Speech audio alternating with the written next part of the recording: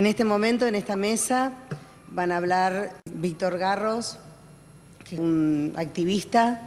Él va a contar su historia. Bueno, buenas tardes a todos y a cada uno, gracias por venir. El tema que me ocupa hoy es qué ocurre con el VIH dentro del encierro. Y haciendo un poquito de historia, me parece un buen punto de comienzo la foto del año 89, si todos la recuerdan, donde hay un paciente encadenado en la sala 17 del Hospital Muñiz, en Capital Federal. Esa foto hizo presión sobre el servicio penitenciario y lo obligó a dar algunas respuestas en cuanto a la población que convive con el virus. Tomaron la iniciativa de crear un pabellón para dicha población y ya de entrada me parece que fue una decisión errónea, porque lo correcto hubiera sido dar a conocer a toda la población la forma de convivir con el virus y no aislar a estos pacientes dentro de un pabellón. Bueno, pero así ocurrieron los hechos y no hubo peor decisión porque las personas privadas de la libertad, vos le pones un objetivo a 30 personas y van a ir atrás de ese objetivo y te van a volver loco día y noche para que ese objetivo se cumpla. Entonces, les cuento un poquito. El pabellón que el servicio penitenciario dentro de la cárcel de Devoto nos dio eran los antiguos calabozos. Un lugar muy sin ventilación, casi un sótano, pero era lo que había.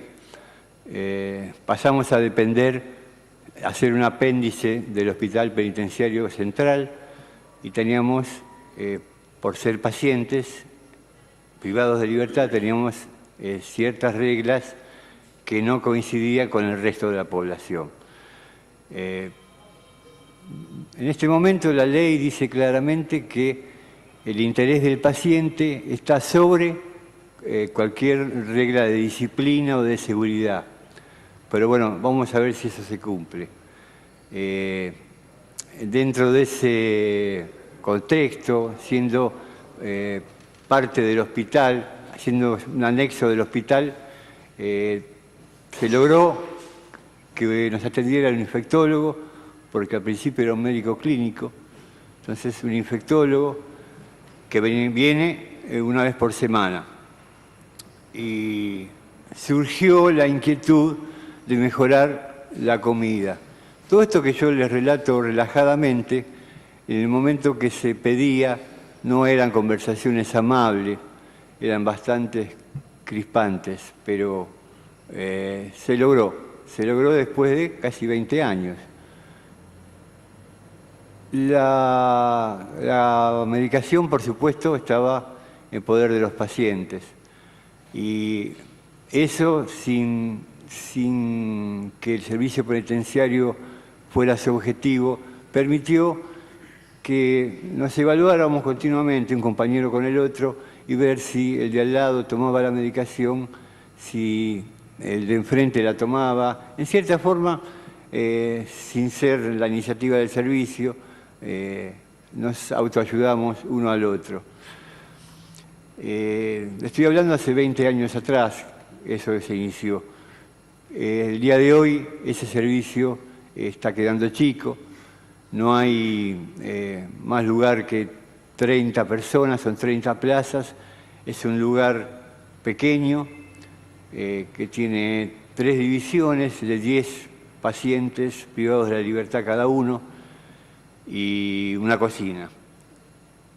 Logramos que el alimento fuera llevado al pabellón crudo, porque la comida del penal no nos servía, no tenía poder de alimento, no tiene proteínas, no tiene calorías, y bueno, llegamos a un convenio donde la alimentación la íbamos a elaborar las propias personas privadas de libertad. Una vez por semana se entregan los alimentos y diariamente entregan la carne. no es mala la alimentación, no es de primera calidad, pero es lo suficiente como para mantenerte satisfecho en cuanto a la patología, ¿no? Toda la semana. El tema de la limpieza también fue objetivo de muchas discusiones con el servicio, porque a pesar de ser un hospital, un anexo del hospital, no estaba en condiciones de limpieza. Eso también fue otra de las luchas y por suerte, en ese sentido hemos mejorado. Por otro lado, aquellas fotos de las que le hablé obligó al servicio a crear la unidad 21, que hoy en día se llama Centro Penitenciario de Enfermedades Infecciosas, donde originalmente había 50 plazas. Hoy en día hay la mitad, 27. Este servicio recibe a los pacientes en muy malas condiciones. O sea, no es fácil el traslado del penal a la unidad 21, pero el servicio siempre pone delante las condiciones de seguridad antes que las condiciones médicas. Entonces, por eso quería poner en conocimiento de que si la ley 24660 dice textualmente que el paciente siempre tiene prioridad sobre cualquier interés del Servicio Penitenciario Federal, no veo por qué eso no se cumple. Hay otra cuestión que me conmovió hace poquito para poder hablar con ustedes. Revisé el informe del procurador penitenciario y revisando la lista de personas que han fallecido dentro de un penal, que son 47 en los últimos 12 meses, me encuentro con 27 personas fallecidas por enfermedades marcadoras del SIDA. La ley de la cual les hablo explica claramente que la persona privada de libertad que está en la última etapa de la enfermedad próxima a la muerte, en estado terminal, debe irse a morir a la casa. Y eso no se cumple, no se cumple. Y lo malo es que, una cosa no es que diga 27 personas, y bueno, pero si vos recorres la lista y dentro de esa lista hay gente conocida con las cuales has convivido, discutido, tomado mate, conoces a la mamá, te choca un poco más. Por eso me tomé estos minutos para hablar de esa lista. El encierro va más allá de la cárcel. Tenemos las comunidades terapéuticas, que es bastante, el principio con el cual trabajan es bastante discutible. La comunidad terapéutica para recibir al paciente pide al ente que lo envía, que pertenece directamente a la Presidencia de la Nación, la epicrisis, o sea, los datos del paciente, los datos más elementales del paciente que está por venir. Si el paciente tiene VIH, automáticamente te comunican de que el perfil del paciente no es conveniente para la comunidad y lo dejan de largo. Así que no da mucho para hablar de comunidades terapéuticas porque es nefasto. Y más adelante en mi vida tuve que ser atendido en el Hospital Borda, que está bastante en este momento en el tapete de la discusión de muchos, porque la decisión gubernamental es hacerlo desaparecer y, bueno, bajo un plan de salud mental que no podríamos conocer, no sé si es secreto o está muy bien guardado, pero no lo dan a conocer y se sospecha de algún negociado inmobiliario. No se olviden que estamos hablando de más de 30 hectáreas, acá a 10 minutos del centro.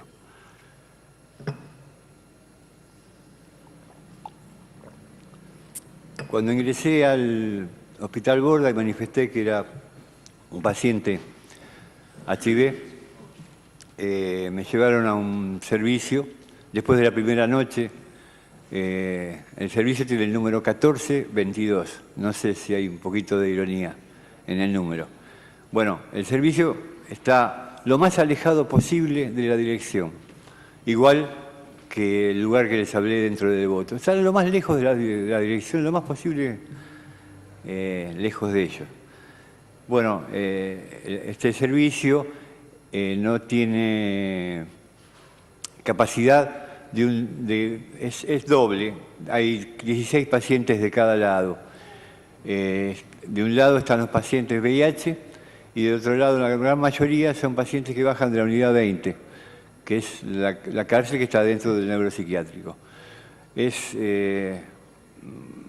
donde hay más problemas de alimentación que en la cárcel. Parece mentira, ¿no? Pero es bastante...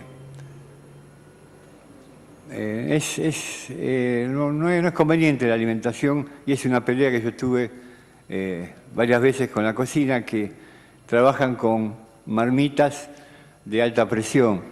Entonces, todo lo que echan adentro y lo cocinan, después se toman el trabajo del jugo, que es donde está la verdadera proteína, la tiran. Entonces te traen un pedazo de carne que no te llena, pero no te alimenta. Lo mismo con la verdura.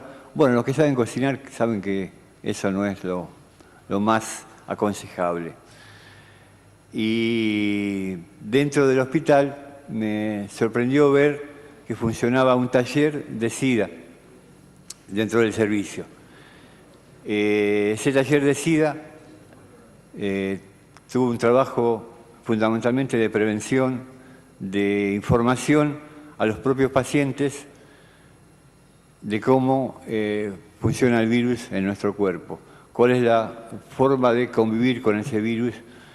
No se olviden que estamos hablando de pacientes con problemas mentales, donde cada taller había que repetir infinidad de veces hasta que le entre la información y la puedan guardar y saber usarla. Ese taller, ese grupo que se llama VIH, me permitió, en lo personal, casi la salida del hospital. Porque con ese taller de prevención, ese grupo, me empecé a comunicar con el otro lado del muro. Hicimos un trabajo con los compañeros que hablaba sobre la prevención, sobre la historia de un gaucho que tenía un duelo criollo y, bueno, le transmitían el virus. Ese trabajo fue llevado al Congreso Nacional de SIDA y creo que fue la primera vez en la historia del hospital que los pacientes salían a un congreso de orden nacional. Y bueno, en ese congreso me pude conectar con otra gente que trabajaba en la misma temática que yo y bueno, empecé a atar cabos, a empezar a salir, a trabajar en esto. Y bueno, logré el alta hace algunos meses y bueno, sigo trabajando 2 veces por semana dentro del hospital y bueno, y viendo qué compañero necesita ayuda, qué posibilidades tengo de mejorar la calidad de vida de los pacientes que aquí viven. Bueno, les traje todos estos datos para conocer unos pormenores de la vida, el virus y el encierro. Espero que les sirva y le doy la palabra al compañero Roberto. Muchas gracias.